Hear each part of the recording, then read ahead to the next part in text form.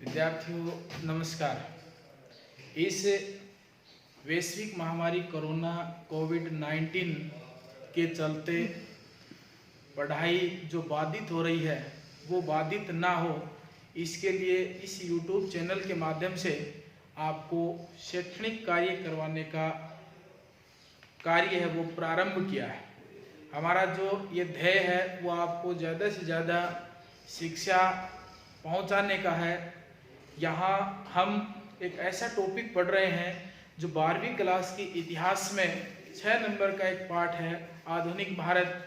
उस आधुनिक भारत में आपके विशेष टॉपिक दे रखे हैं। आधुनिक भारत बहुत बड़ा टॉपिक है, एक पूरी किताब है आधुनिक भारत। आधुनिक भारत 1857 की क्रांति से लेकर 1947 तक कुछ एक इतिहासकार औरंगजेब की मृत्यु के बाद से ही मानते हैं, 1707 से ही मानते हैं। कुछ एक इतिहासकार पानीपत का जो तीसरा युद्ध हुआ था 14 जनवरी 1761, जिसमें अहमद शाह अब्दाली ने मराठों को पराजित किया था, उसके आगे से मानते हैं। तो हमारे इसमें कुछ एक टॉपिक हैं, जो उन टॉपिकों के मैं नाम लिख रहा हूँ। एक एक टॉपिक आपको प्रतिदिन करवाने की कोशिश की जाएगी।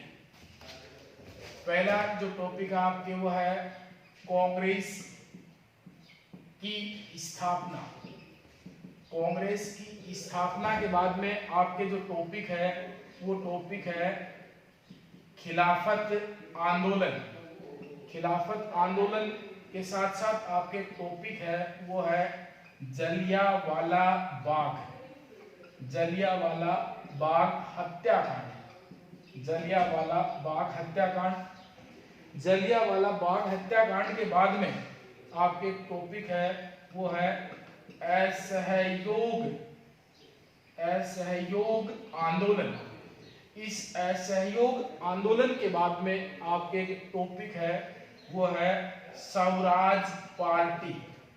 इस स्वराज पार्टी के बाद में आपके टॉपिक है वो है सविनय अवज्ञा आंदोलन। सविनय अवज्ञा आंदोलन। ये 6 टॉपिक उस अध्याय में दे रखे हैं।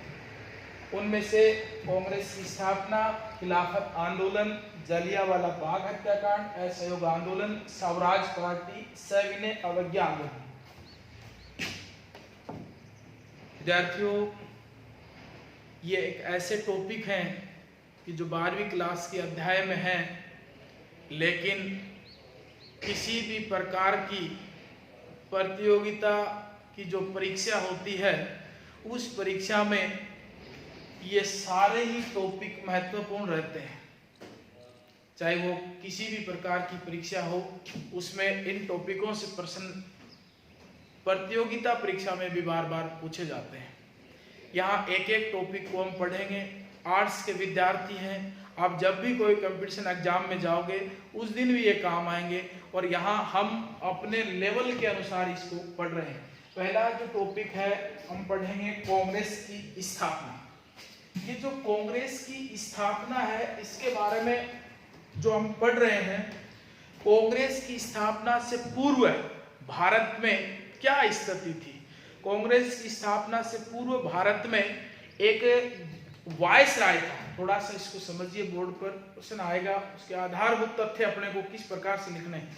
कांग्रेस की स्थापना से पूर्व भारत में एक वायसराय था, उसका नाम था लॉर्ड रिपन। Lord Ripon. ये जो लॉर्ड रिपन था इसका कार्यकाल था 1880 से 1884। इस दौरान भारत में एक वायसराय रहा और उस वायसराय का नाम था लॉर्ड रिपन। स्थानीय स्वशासन का जनक, भारत में आने वाले सभी वायसराय से सबसे अच्छा वायसराय था। पहली बार भारत में जनगणना भी इसी ने नियमित रूप से करवाई थी। इसी ने भारत में समाचार पत्रों पर लगने वाला वर्नाक्युलर प्रेस एक्ट हटाया था। इसी लॉर्ड रिपन के काल में यहाँ एक व्यक्ति भारत आता है। उस व्यक्ति का नाम था A O. Hume. Allan Octavian Hume इसका पूरा नाम है। ये भारत आते हैं, जो कांग्रेस के संस्थापक भी कहलाते हैं। लेकिन कांग्रेस की स्थापना से पूर्व भी भारत में संस्थाएं थी। जैसे पहली संस्था थी वो थी बंगाल जमींदारा सभा।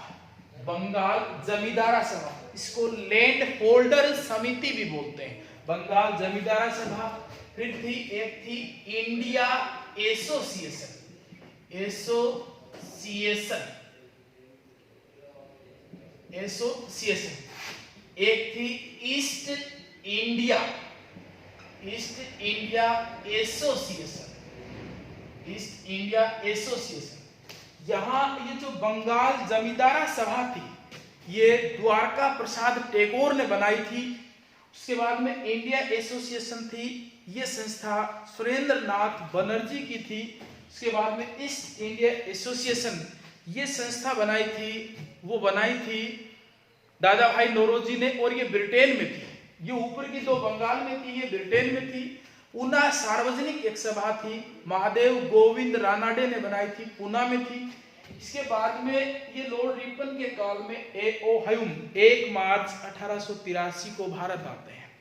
भारत आते ही इन्होंने बंगाल कलकत्ता के जो पढ़े लिखे नौजवान जो विद्यार्थी थे, जो पढ़े लिखे थे, उन स्नातक पास से उनको एकत्रित करके भारत में एक राजनीतिक संस्था बनाने का विचार किया, और उनको पत्र लिख एकत्रित करने का श्रेय है वो सबसे पहले A.O. ह्यूम को ही जाता है। यहीं से उन्होंने कांग्रेस की स्थापना की थी। अब कांग्रेस की स्थापना के बारे में एक एक तथ्य है, वो महत्वपूर्ण है। पहली बात तो यह है कि कांग्रेस की स्थापना, तो कांग्रेस की स्थापना जो A.O. ह्यूम ने की थी उसके बारे में देख रहे हैं। वो था, सबसे पहले है इसकी तिथि, स्थापना तिथि है वो है 28 दिसंबर 1885 को, 28 दिसंबर 1885 को। ये किस स्थान पर बनाई गई, किस स्थान पर संस्था स्थापित की गई? वो ये संस्था है, ये स्थापित की गई थी, ये संस्था गोकुलदास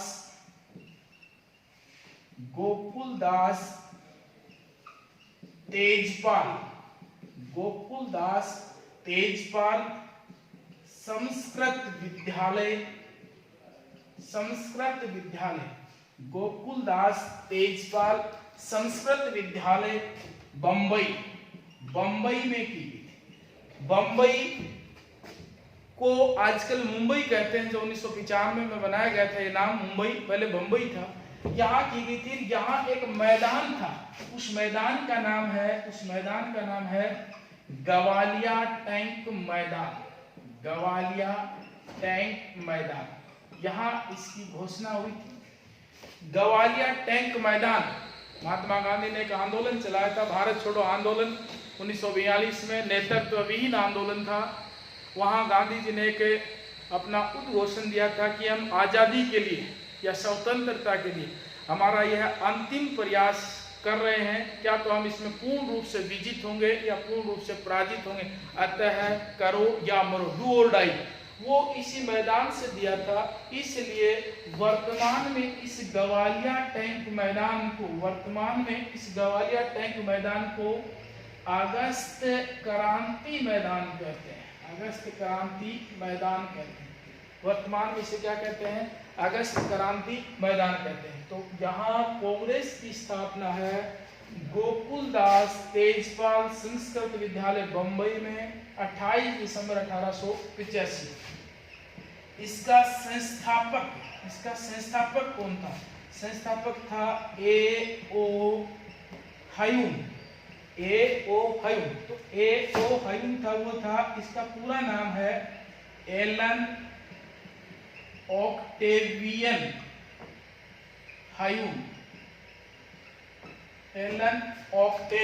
ह्यूम, इसका पूरा नाम था, जिन्होंने कांग्रेस की स्थापना की।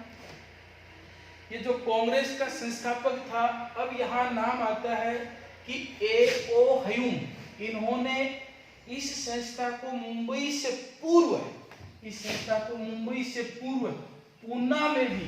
पूना में भी स्थापित करने का प्रयास किया था, परंतु हेजा या प्लेग नामक, हेजा कई किताबों में हेजा मिल जाता है, लेकिन तथ्यात्मक प्लेग नामक बीमारी होने के कारण वहां से स्थगित कर दिया गया और फिर ये मुंबई में स्थापित हुई थी।